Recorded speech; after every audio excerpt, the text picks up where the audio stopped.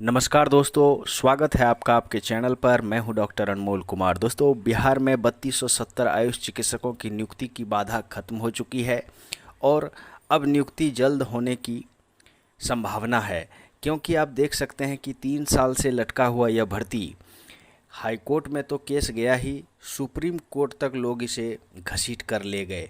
यहाँ पर आप देख सकते हैं कि डॉक्टर योगेंद्र प्रसाद मंडल जो सुप्रीम कोर्ट में ये याचिका लेकर गए थे कि 50% आयुर्वेद को 30% होम्योपैथ को और 20% यूनानी को न दिया जाए, यूनानी को सिर्फ 8% दिया जाए।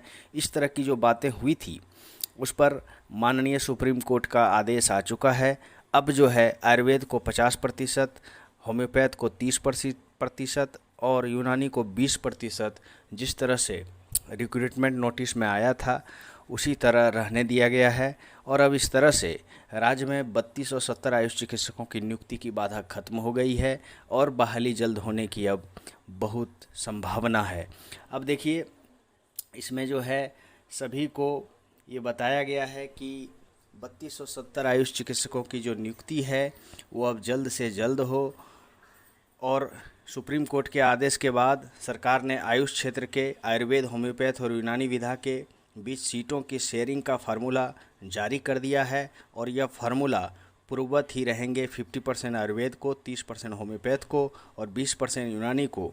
इससे यह होगा कि डॉक्टर जो आयुर्वेद के होंगे उनकी संख्या 1635 रहेंगी, होम्योपैथ के डॉक्टरों के हिस्से 981 सीटें आ रही हैं और यूनानी डॉक्टरों के हिस्से 654 सीटें आ रही हैं। विज्ञापन में भी यही दिया गया था। और अब जो है बीटीएससी को प्रमंडलीय आयुक्त और सभी जिलाधिकारियों के पास इस संकल्प की प्रति भेज दी गई है। इस तरह से बिहार लोक सेवा आयोग, बिहार तकनीकी सेवा आयोग, बिहार कर्मचारी चयन आयोग और सभी प्रमंडलीय आयुक्त और सभी जिलाधिकारियों के पास ये संकल्प प्रति भेज दी गई है। और अब देखिए कि बीटीएससी कितनी तत्परता से इस नियुक्ति को निपटा देती है, क्योंकि आगे जो आरबीएस के और मेन स्ट्रीम में सीटें खाली होंगी उसकी भी लोगों को इंतज़ार है। जिनका भी 3270 आयुष चिकित्सकों में नियुक्ति नहीं हो पाएगी, नियुक्ति पत्र जिन्हें नहीं मिल पाएगा, वो उसी के आस में बैठे हुए हैं।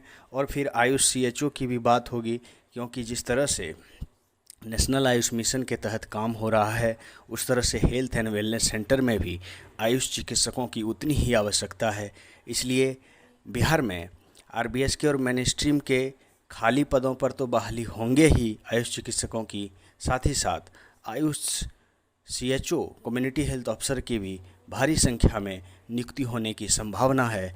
इस तरह से हम कह सकते हैं कि आने वाले दिनों में आयुष चिकित्सकों के लिए एक बहुत सुनहरा अवसर आ रहा है बिहार में, क्योंकि पद जैसे ही खाली होंगे उसी तरह से नए पद भी और सृजित होकर नए नए आवेदन लिए जाएंगे और रिक्रूटमेंट वहाँ बिहार में लगातार आयुष चिकित्सकों की होने जा रही है। ऐसी संभावना दिख रही है। धन्यवाद।